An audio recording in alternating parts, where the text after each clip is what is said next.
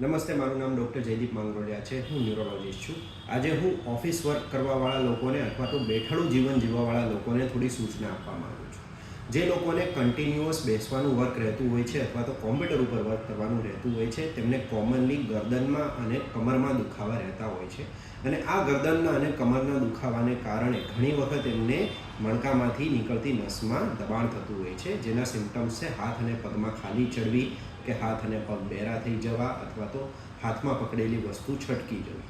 જ્યારે પણ આ ટાઈપના પ્રોબ્લેમ્સ જોવા મળે ત્યારે તમારે તમારા ગરદનનું અથવા તો કમરનું પોસ્ચર સુધારવું જોઈએ.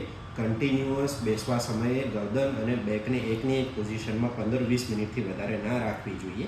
વચ્ચે વચ્ચે 30 સેકન્ડથી 60 સેકન્ડ માટે થોડું હલનચલન કરી દેવું જોઈએ કે જેનાથી કમર અને ગરદનના મણકા ઉપર બહુ વધારે પડતું પ્રેશર ના આવે. સાથે સૂતી વખતે ઓશિકાનો ઉપયોગ પણ બને એટલો ટાળવો જોઈએ કે જેનાથી મણકા ઉપર વધારે જોર ના પડે.